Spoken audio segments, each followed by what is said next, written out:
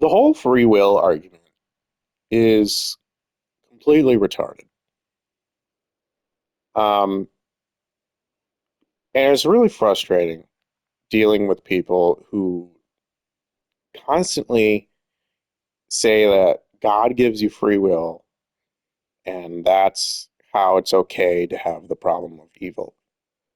Um, and there's a lot of reasons why it's retarded. And I'll just go through some of them. First of all, it makes no sense as to how free will could work. Like realistically. So it falls on its face just with that. Because when I am saying this sentence, you either understand it or you don't. So already there is no freedom to make a decision there. You either understand what I'm saying or you don't. If you do understand what I'm saying, you didn't choose that. If you don't understand what I'm saying, you didn't choose that either. Um, no freedom there. Now let's move on to, let's say I want you to come up with, uh, I don't know, three flavors of ice cream. So think of three flavors of ice cream. Well, there's a lot of ice cream flavors that you know, presumably. More than three. Did you choose the ones that came up that you thought of? The answer, again, is no. You didn't choose. Instead, they just pop up. So, whatever was, I'll just use a term which is not exactly what I mean here, but it's the closest thing I can think of is like what pops up is what's biologically available. Um, so it's like, I don't know, maybe you think of like chocolate, vanilla, strawberry. That's a very easy three ice creams. Now, you knew about Neapolitan or you knew about, I don't know, peanut butter, but you didn't think that. Instead, you thought chocolate, vanilla, strawberry. And now, people who say that you have free will are making the assumption that you can just freely choose between any of these things, but you don't.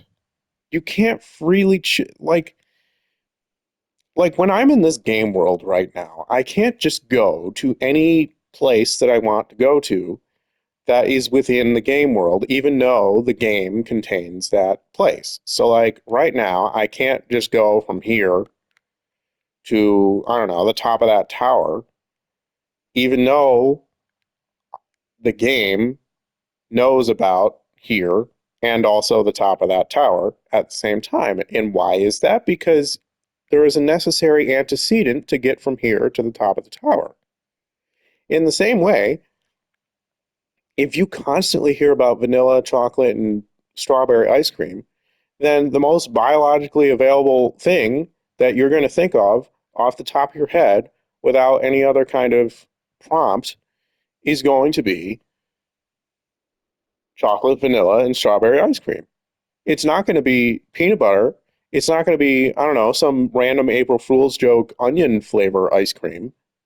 It's not going to be that, even though you knew them, because you go with what is most available to like your, I don't even know exactly how this works, but like to your unconscious or something. And then that boils up to the conscious experience. And then, oh, all of a sudden it pops up into your head. But like, you don't control what pops up into your head. So there's no freedom there. And like, it gets even worse because if you choose, like, choose, uh, between having a chocolate cake or a carrot, you get to eat chocolate cake or a carrot.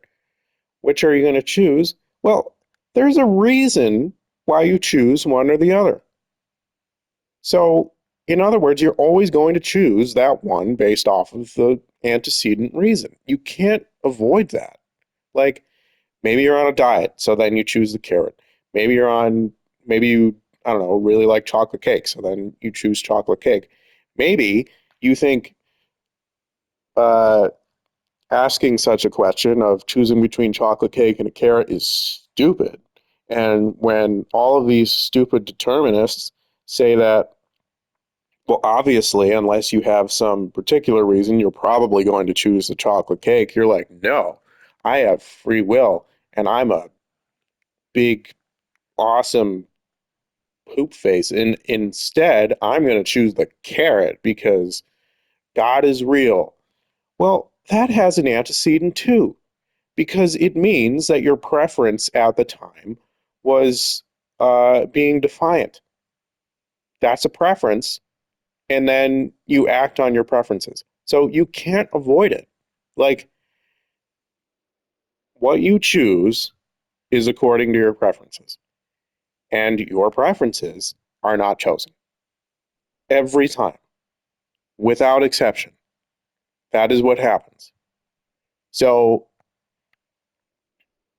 the people who are like, oh, well, God allows free will, and that's why it's acceptable that a serial killer serial kills and somebody else runs a soup kitchen. Like, the serial killer was acting on their preferences, which they didn't choose. And the soup kitchen person was acting on their preferences, which they didn't choose. So, really, if you, which God created them according to certain biological determinants.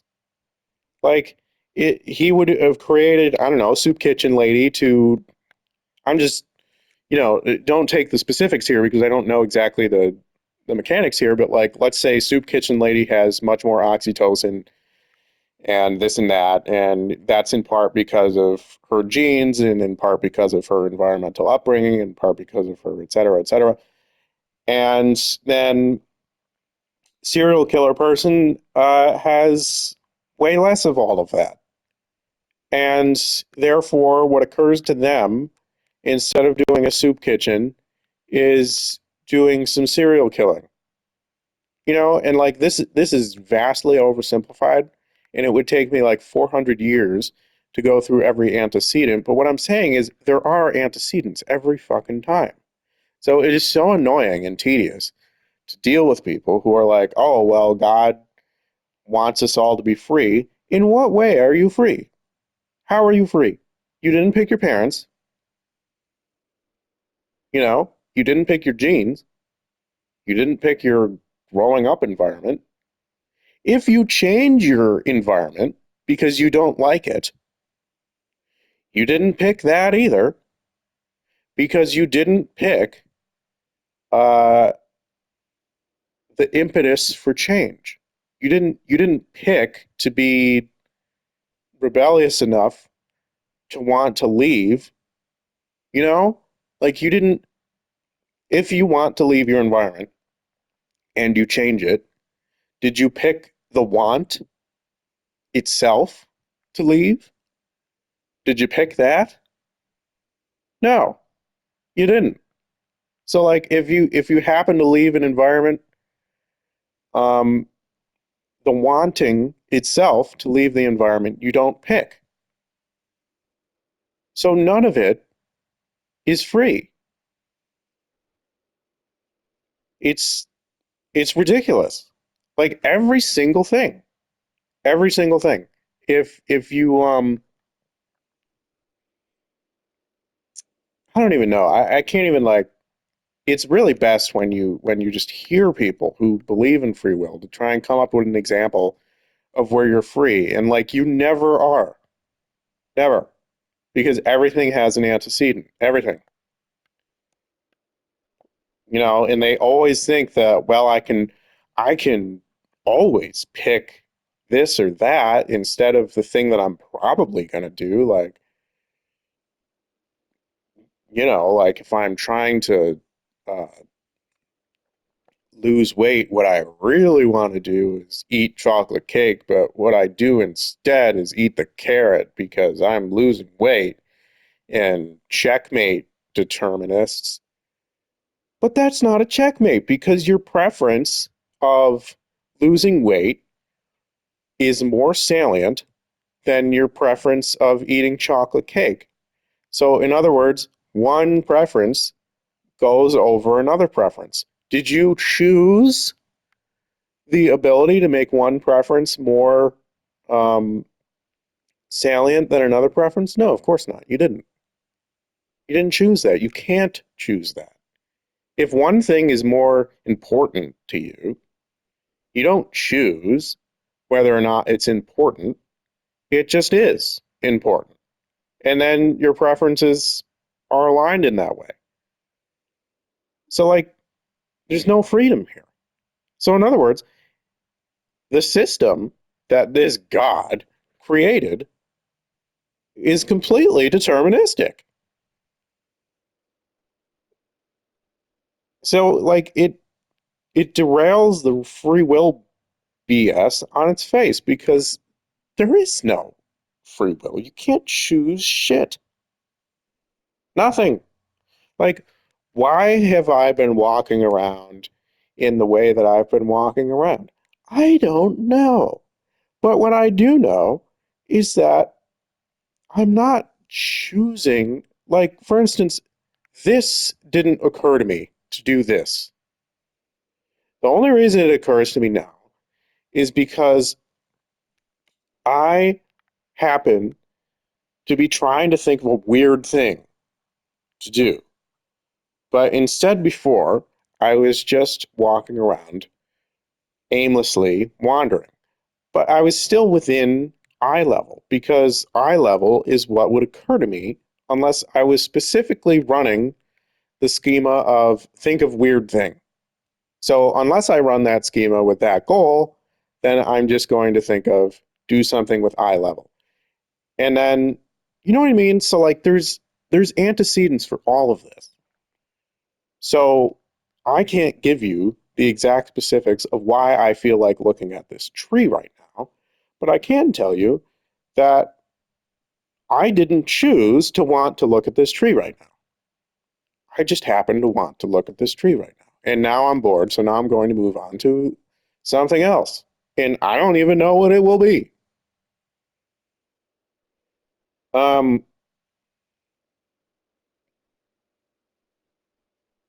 I feel like it's just a lack of imagination in a lot of these people. They think free will is a thing because they're like, well, I don't know how I came to my action, so it must be free will. But just because you don't know doesn't mean it wasn't determined. Like I don't know exactly every single reason why I do this or that, but I do know that every single thing has an antecedent. Can't be avoided. Anyway, that's enough of that. But just don't listen to these fucking people who just talk about how great God is and how it's totally fine that we have all of this suffering and all of this despair and all of these children are getting attacked. And I don't even know what I can say on YouTube, but you know what I mean. Uh, and that's all just groovy because God made it so we have free will and he's a loving God. And it's insulting. It really is. Like it is not loving to create a species that is so constituted as to some of them, here's a thought. God, why wouldn't you just create us where attacking children doesn't occur to us? We wouldn't even think that. Just like how it doesn't occur to soup kitchen person. They wouldn't even consider doing something like that because it would be ridiculous. Why don't you just make it so those people who do that wouldn't consider it?